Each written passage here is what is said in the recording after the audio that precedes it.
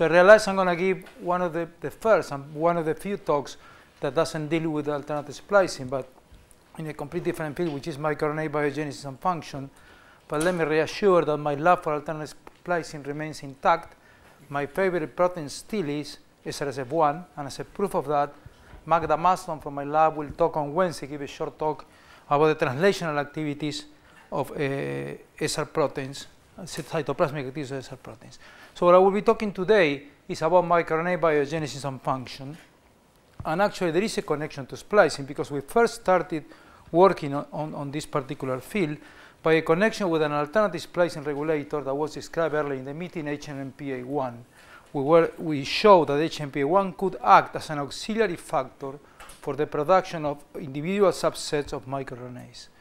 So I'm going to review those data very quickly, but what I'm going to focus the 10 or 15 minutes of my talk is in the cellular functions of the microprocessor. I'm going to show you is recent data from my lab showing that this machinery, the microprocessor, which is involved in the nuclear step of microRNA biogenesis, is indeed doing a lot more than that, is binding and regulating a large variety of cellular RNAs. So this is the first talk, so I'm going to introduce this, but everybody knows now that microRNAs are short non-coding RNAs that regulate a large variety of cellular mRNAs, and they do so by binding 3' UTR of target genes and either blocking translation and or causing mRNA degradation. So what I'm going to review here is just how is the biogenesis of microRNAs, and the only point I want to make here is that there are two biogenesis steps, one which is nuclear and is catalyzed by this complex known as the microprocessor, which is minimally catalytically active version, has two proteins, an enzyme Dresha and an RNA binding protein DGCR8. This leads to the production of precursor microRNAs from the transcription unit, from the prime microRNAs, and these precursor microRNAs are then exported to the cytoplasm via this export receptor, exportin 5, and once in the cytoplasm, there is a second RNase 3 enzyme, dicer, which produces a second cleavage and leads to the production of a mature microRNA, the double strand at which one strand is incorporated into a RISC complex and releases the function in regulating genes. So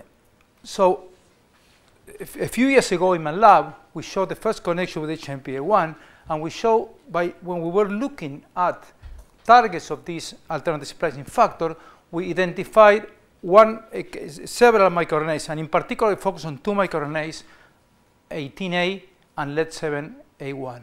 And we were able to show that HMP1, by binding to a terminal loop of this microRNA, the precursor microRNA, could indeed favor the processing by Dresha, activating the microprocessor function and leading to the production and increased level of microRNA 18A. And this was by binding to a terminal loop. This is just a picture of a footprint, RNA footprint analysis, binding to a terminal loop and inducing the formation of a bulge near the cleavage site by Dresha. And this was work published a few years ago. We were also able to show that the same protein HMP1 can bind to a different microRNA, in this case the LED7 family of microRNAs, but have just the opposite effect. By binding again to the terminal loop of LED7, can indeed compete out a positive factor for the production of LED7. This was identified by Filipovic's lab. Another HMP protein, KSRP. So a competition between HMP and KSRP, the relative levels of that we determine the relative levels of LED7 in differentiated cells. What we're doing these days in collaboration with Michael Sutter in Munich, we're trying to identify and define in molecular terms the complex between HMP1 and microRNA 18A using a variety of techniques such as NMR, and in my lab, Noemi Fernandez is doing shape analysis. So I mentioned I'm going to focus on the microprocessor, and this is a microprocessor complex which has at least two proteins and also associated proteins. It has a human, this is a human complex, this protein known as DGCR8, which is a double-stranded RNA binding protein, and is being described as deleted in a human condition with very severe phenotypes known as DGeorge syndrome. And then this DGCR8 is the RNA binding component of the microprocessor because it binds to the precursor microRNA and act as a molecular anchor who measures the distance between these single-stranded, double-stranded RNA junction, and by binding to this junction, directs the cleavage by the enzyme Dresha 11 base pairs away from this junction. So this leads to the production of precursor microRNAs, pre-microRNAs, that then will be exported to the cytoplasm and then cleaved by dicer. So a few years ago, Sarah Macias in my lab asked the question whether this microprocessor could be involved in the process of structured RNAs other than microRNAs. And for this, we thought that a good entry point could be to look for endogenous targets of the RNA binding component of the microprocessor, that is DGCR8. So we rely on a technique developed in the Darnell lab and by Jerne Uhle, which is an ubiquitous linking immunoprecipitation techniques that will form a covalent bond between proteins and RNA and will allow stringent purification and the identification of the pieces of RNA that are bound to the protein of interest, in our case, DGCR8. So we did this experiment, and you get this type of profile when you do a clip experiment. So we see, for instance, that this binding of DGCR8 to all sorts of RNAs, but a lot of it occurs to protein coding genes and also to non-coding RNAs, and I will come back to this in the later part of the talk. But basically, this is a summary of this study that was published last year. So what we did find was non-microprocessor substrate that were actually our controls. Of course, we found most of the microRNAs that are most abundant in the cells in which we did the experiment. But also we found the only mRNA that was already identified by 3 labs, Narri, Kim, Gregory, and Rochbach, which is the DGCR8 mRNA. So in a feedback loop mechanism, the microprocessor binds to the DGCR8 mRNA and downregulates its expression. So this was expected and good, but what we did find was a lot of novel microprocessor substrates that includes mRNAs, even alternative splicing isoforms, and we believe that the microprocessor could perhaps be indirectly regulated alternative splicing by binding and cleaving isoforms that harbor alternative exons, and also non-coding RNAs. And what I will describe in the next 2 or 3 slides is a complex, the microprocessor binding and regulating SNO RNAs. That's what we thought initially, and we observed both types of SNO RNAs, basically CD box RNAs and HACA box SNO RNAs that are bound by the microprocessor. And what Sarah did here is she validated the binding by IP-RT-PCR, but more importantly, she observed, and we used 2 different systems. We deplete the microprocessor components by siRNA, or we switch to mouse and we use a genetic mutant, a cell line that is deficient in DGCR8, no-code DGCR8. And we observe in both situations, here I'm showing only the mouse scenario with the DGCR8 knockout, as you see an upregulation of SNO RNAs, in this case the 2 that we look at, U16 and U92. But use a differential PCR strategy revealed that it's not the precursor SNO RNAs that are being upregulated, but only the mature forms, because you use a primer here within the SNO RNA, the reverse primer, or either a forward primer, either within the body of the mature SNO RNA or the precursor SNO RNA. We observe no changes with or without DGCR8 in the precursor SNO RNAs, but we see an upregulation of the mature forms, as if the microprocessor were binding and degrading the mature form of the small nuclear RNA. But to our surprise, what Sarah found, is that basically we expected this to be a canonical function of the microprocessor. What we did find, and this is a control to show that when we deplete the microprocessor, we observe an upregulation of the precursor prime microRNA because the microprocessor is not working.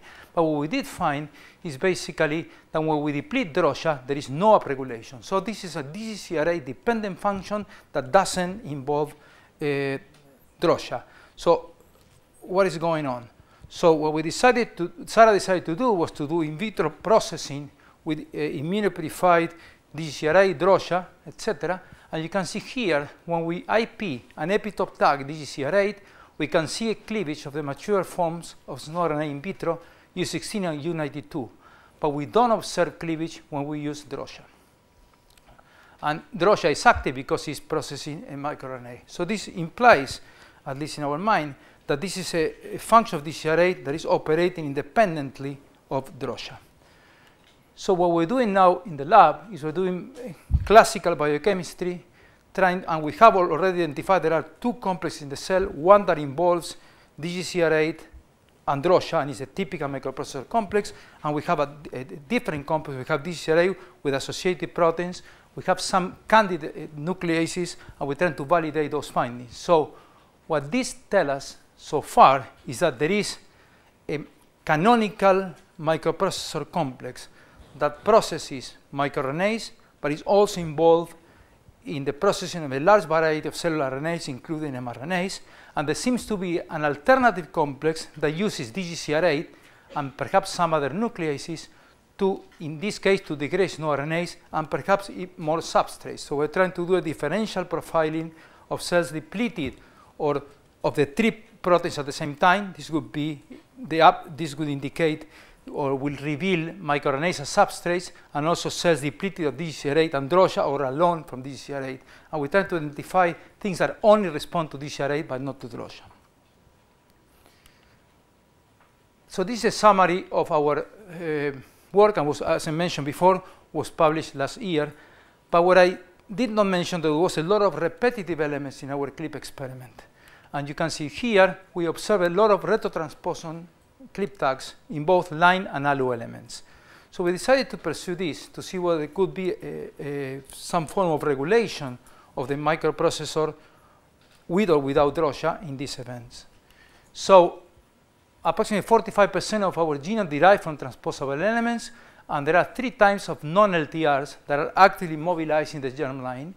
And within this, we observe clip tags in these 2 types of non-LTR retrotransposons. The line 1 elements were considered to be autonomous because they have all the information required for their own mobilization. It includes 2 peptides, the ORF1, we have nucleic acid chaperone activities, and ORF2, which encodes the endonuclease and the reverse transcriptase. And we also observe clip tags in a non-autonomous retrotransposon Alu, which requires the open reading frames, the proteins from the line 1 for their mobilization. So I'm not going to go into the cycle of the line 1 Alu retrotransposon, only to mention that although these are at the DNA level hugely abundant, there are only between 800 and 100 copies of L1 elements per average genome, because the other copies accumulate mutations that cannot be mobilized. And these are called retrocompetent L1s. And interesting, very little is known about how the host regulates the activities of transposable elements. And a lot of that occurs, for instance, in the germline at the level of methylation, that is at the transcriptional level. So I'm not going to show it, but we observe binding by clip, and we validate the binding by IP RT-PCR, and we observe an inverse correlation between the activity of the microprocessor and the level of the line 1 element, either at the RNA level or at the protein level. And again, we use both systems. We use human cells depleted by siRNA or Dresha DCR8, or we use mouse mutant cell line. And you can see here, this is teratocarcinoma cell lines that naturally express line 1, and you can see when we deplete Dresha, there is an upregulation of the line 1 at the RNA level. When we express dominant negative versions of either Dresha DCR8 provided by NARI-Kim, we also observe an upregulation here. And in the mouse system, we can see in the DGCR8 knockout cells that we see an upregulation at the protein level. This is with an antibody specific for the ORF1 protein. An important control here is that we observe no changes whatsoever in L1 promoter methylation when we manipulate the levels of the microprocessor. And another important control, because we are playing with an activity that produces microRNA, this effect is not mediated by microRNAs, because there is no effect if we manipulate the levels of dicer. So I'm going to show you only 2 more pieces of data. One is an in vitro processing, and the other is an in vivo assay to measure retrotransposition in 3 minutes. I'm perfectly okay. So this is an in vitro processing carried out by Sarah, who she split we observed most of the clip tags in the 5' TR, and she could see here that there is cleavage flag Dresha in 2 regions, but not in all of them. So then what we decided to do is to measure the transposition in vivo. Now, Juan, you got me nervous. Anyways, so what we're using here, thank you. So what we use here is an assay that has been widely used in the field and relies on a reporter for a full-length line 1 element. It has the 5' ETR, the ORF1 and the ORF2, and is linked to a reporter. It could be a visual reporter, a drag-resistant reporter, which is encoding the opposite orientation. But the interesting thing here is that this reporter has its own promoter and polydylation site, but it's interrupted by an intron that goes in the same transcription orientation as the line 1 element. So the only way that you can activate this reporter if this RNA is transcribed, spliced, and retrotransposed. There's no other way that this reporter can be activated. So this is a good measure, and one colony measures one retrotransposition event, and it was developed by John Monan's lab several years ago, and we collaborated. This is a collaboration with the Garcia Perez lab in Granada. So we did this experiment with a reporter, either a wild-type reporter or line 1, or a line 1 that lacks the 5' ETR, where most of the clip tags for the DGCR8 are present. And you can see here that when we have the wild-type line 1, when we deplete, we use a dominant negative for Dresha. When we decrease the levels of the microprocessor, now we have a 5-fold increase in the level of retrotransposition. So the explanation here is that the microprocessor is binding to the clip tags that we detect, and is cleaving this RNA, and is decreasing the RNA level, the protein level, and here we're showing you decreasing the activity as measured by an in vivo assay. And for the sake of time, I'm going to go very quickly through this. We're doing the same assay, but we're putting now those fragments that Sarah showed that can be cleaved in vitro and those that cannot be cleaved in vitro. And we only see a good upregulation when we have the fragments that can be cleaved in vitro. So this, I think, is another proof that the microprocessor is binding there and is cleaving this and is downregulating the microprocessor, the retrotransposition activity. So I'm going to finish in time, and I'm not going to show you the data with Alu, where we also observe clip tags. But the model that we have here is that in the case of the role of the microprocessor, which here is the canonical microprocessor with Dresha and DCR8, is binding to the L1 mRNA, to the 5' ETR, and is cleaving this. Because it's cleaving this, is decreasing the levels of line 1 RNA, and is, of course, decreasing the levels of the encoded proteins ORF1 and ORF2. And this leads to reduced retrotransposition. I didn't have time to show you the Alu results, but in this case, it's a similar scenario where the microprocessor is cleaving the 5' ETR of the Alu RNAs, but also by decreasing the level of the transacting factors required for the mobilization, is indirectly decreasing Alu retrotransposition. This was published a couple of months ago and by Sarah Eras. So this is summary of all the talk about the microprocessor. What we did find, the entry point was a clip experiment to identify endogenous targets for the RNA binding component of the microprocessor. We could find that it binds mRNAs and causes destabilization of these mRNAs, including line 1 and retrotransposition. We also show that it could affect indirectly alternate splicing by binding and degrading some alternate splicing isoforms. And as a curiosity, we also found that this is not exclusive for the microprocessor per se, but could also be by alternative complex that includes DCR8 and some unidentified nucleases. So I finish here, and this is this work was done. The clip experiment mostly by the original studies of post-transcription regulation by A1, by 2 former postdoc, Gracia Mislevki, is now a PI in Edinburgh, and Sonia Gil, who's in Barcelona. And then Sarah Macias did all the clip experiment for DGCR8, and she's a current postdoc in the lab, and in collaboration with Sarah Eres, who was in my lab and now is in Granada. And all the bioinformatics was provided by Mireia Plas, a student in Eduardo Eres' lab, and the retrotransposition papers in collaboration with Cholo Garcia Perez in Granada. Thank you.